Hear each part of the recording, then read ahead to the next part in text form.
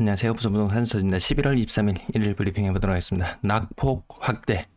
조금씩 낙폭이 커지고 있는 가운데 부산 같은 경우 마이너스 0.05에서 마이너스 0.06 수준 크진 않지만 플러스를 구경해야 될 시점에 플러스를 구경하지 못한다는 게 조금 아프게 다가오고요. 전세 지수도 어떤 곳을 비교해 보더라도 가장 큰 낙폭을 보여주고 있습니다. 한때 대구의 지수를 보는 듯한 그런 느낌이 듭니다. 근데 더 크게 우려스러운 것은 뭔가요? 세종시가 힘을 쓰는 둥 마는 둥 하더니 다시 하락하는 모습. 그나마 거래가 가장 활성화되어 있고 전세 매물도 가장 많이 빠지고 분위기가 가장 많이 좋아 보이는 대전마조차도 그냥 강보합 상태. 가장 우울한 소식은 수도권의 폭락 소식이겠죠. 수도권의 고가 아파트의 폭락 소식과 더불어 가장 밀접하게 연관되어 있는 것은 부산의 고가 아파트 같이 일부 연동되는 경향이 있거든요. 좀 그렇죠. 네. 아주 고가의 아파트도 힘을 못 쓸 것이고 6억 이상 아파트 구간도 힘을 못 쓸 것이고 그 아래 구간들 마찬가지로 더 힘을 못 쓰고 있더라고요. 인천 낙폭 굉장히 커졌습니다. 인천 인구는 나날이 계속 늘어나고 있어요. 인구 뒷조사를 계속 해봅니다. 부산은 계속 빠져요. 인천은 계속 늘어나요. 제가 몇 년 후면 한 5년 정도 후면은 정말 부산과 인천의 인구가 10년 안쪽으로 부산과 인천의 인구가 역전되는 그런 사태가 일어날 수 있다는 말씀 드리죠. 그렇게 인구가 늘어나고 있는 곳조차도 가격 방어하는 것이 쉽지가 않더라.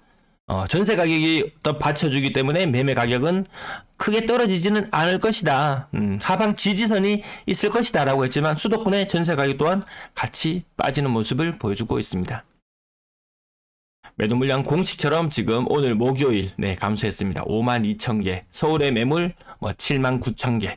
그 정도 수준 유지하고 있습니다. 많다는 느낌 있을 거예요. 전세 매물도 넉넉하더라. 전세 가격이 받쳐주려면 이 매물이 정말 한 5,000개 이하 수준, 아니면 9,000개 이하까지라도 일단 떨어지고 나서 그 다음에 전세 가격이 오르니 내리니 이런 논쟁이 필요하지. 12,000건 넘어가면 임차인이 훨씬 유리한 시장이거든요. 여기 빨간색 화살표 왼쪽에 표시되어 있어요. 요까지 와야지 이제 뭔가 가격이 오르니 내리니 이야기를 할 필요가 있지. 지금은 이야기할 필요도 없더라. 월세 물량도 야금야금 늘어나서 9,400개, 전체 임대 물량 23,000개.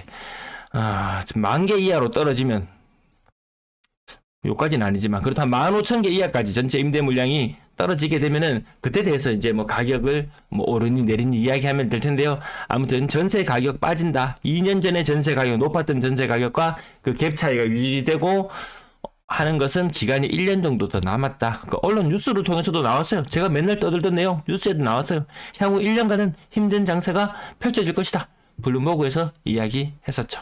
오늘 90한 건의 거래량, 10월의 거래량이 2,235.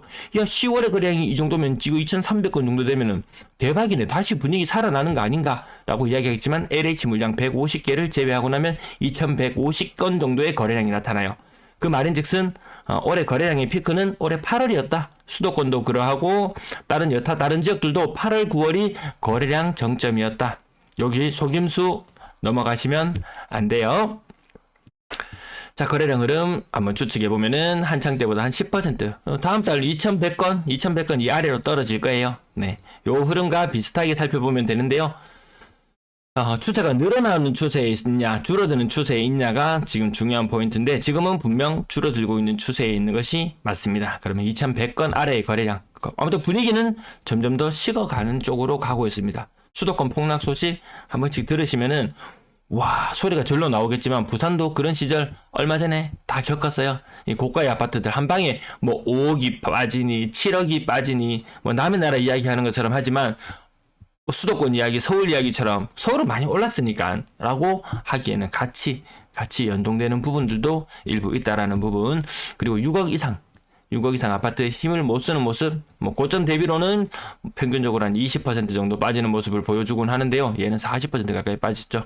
이런 좀 특수한 경우를 제외하고 평균적으로 좀 고가의 아파트들은 한 평균적으로 20% 정도 빠지는 모습을 보여줬다. 근데 이 20%가 또 느낌 체감상에 6억 이하의 아파트에 요런 20%하고 또 체감은 달라요. 이런 것들은 거래 공백들이 있기 때문에 20%로 비춰지지만 그보다 더 큰 낙폭을 기록하고 있을지도 모르겠다. 숨은 내용들은 직접 찾아보시면 될 것 같아요. 사실상 영리가 42평형 30% 정도 빠져 있고요. 20% 보합 수준이네. 니 잘 버티네 라고 얘기할 것도 없죠. 2021년식 아파트 25%. 니 잘 버티네. 찾아가 보니까 최신축은 아닌데 찾아보니까 대형 평형 공백 요런 곳들로 찾아보면 이때까지 큰 차이 없죠. 네, LG 메트로시티가 5억 턱걸이를 겨우 하고 있는 모습을 보여주고 있고요. 20% 보합 말이 보합이죠. 보합이 5천만 이것도 10%죠. 맞죠? 10% 30% 동네 3점 그린 코퍼레스 30% 20한 8% 이 정도. 네, 평균적으로 부산은 마이너스 27%라고 말씀드리고 그 전까지 한 6개월 동안 주장해왔던 마이너스 26% 하락론을 종지부를 찍고 이제 야금야금 빠지는구나. 어제 선명성에 대한 이야기도 한번 했는데요. 시장이 그렇게 선명하진 않아요. 비교적 선명하게 나타나는 부분은 어디냐 하면은 3억 이하의 가격에서 뚝뚝 빠지는 것들이 나타납니다. 죄송합니다. 롯데 3차 고점 대비 40% 6억까지 갔던 것이 3억대입니다. 6억까지 갔던 3억대. 저층 마이너스 프리미엄 일부 생각해야 되는 부분도 있지만 생각보다 이 아래쪽 하단 쪽에서 은근히 표시 안 나게 무너지는 것들이 좀 많이 있어요. 특히 3억 이하의 아파트 거기에서 대구도 그렇고 부산도 그렇고 갑자기 급격하게 빠지는 것들이 띄엄띄엄 나타나기 시작하더라고요. 3위 그린맨션 반여동 네, 한번 보시면은 가격 고점 대비 거의 한 40%. 네, 40% 이런 것들이 표시 안 나게 자꾸 나오고 있어요. 그래서 시장이 동시다발적으로 무너졌던 작년 말, 올해 초 그때 느낌하고는 조금 다르게 위의 가격은 제법 나름 선방하고 약간 버티는 듯 보이지만 은근히 여러 곳에서 무너지는 징후들이 나타나고 있다라는 거죠.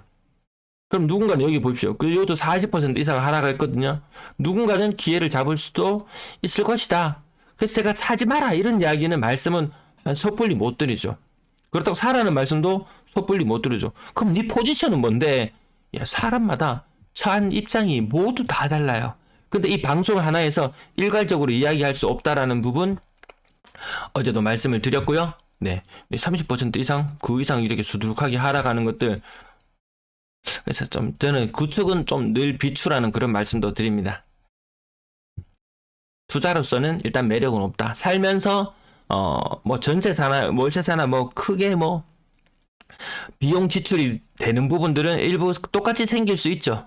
똑같이 생길 수 있어요. 근데 투자로서는 그닥 살면서 그냥 너무 집에 살면서 옮겨 다니고 이런 건 많고 귀찮다 한다면 하나의 선택적인 대안이 될 수는 있겠지만 투자로서는 매력이 점점 사라집니다. 그게 있는 사람들이 자꾸 저런 거 막 던지고 나 비싼 거 살 거야 해놓고 거래량만 일부 늘어나게 보이고 비싼 거 안 사잖아요. 안 산다는 것이 여실히 드러나고 있습니다. 건당 거래대금에서 보듯이 11월 달에 건당 거래대금 10월 달은 LH의 도움 때문에 일부 조금 빠져 있다는 부분도 있다. 요거 한 3.9억 정도는 될 거예요. 네, LH 물량이 없었다면은 서서히 빠져나가는 모습을 여러분들은 목격하고 계십니다. 고가의 아파트들이 많이 거래되기보다는 저가의 아파트가 큰 폭으로 하락하면서 거래되고 있는 것이 지금 시장 2023년 11월의 시장의 모습이 아닌가 싶습니다. 과거 2018년, 19년 요 조정 대상 지역일 때 2,000건 아래의 거래량이 있을 때 얼마나 침울했습니까? 그거 살짝 넘어서는 거래량 수준이에요. 이게 대단하다 이렇게 얘기할 것도 없잖아요. 거래량 늘었잖아. 가격이 일부 반등했잖아. 그 대단하다고 이야기할 수 있는 수준인가요? 아니죠. 여기서 엄청 실이 하락했던 거 많으면 절반 정도 되돌림. 그 이후에 다시 내려가고 있는 그런 모습으로 느껴집니다.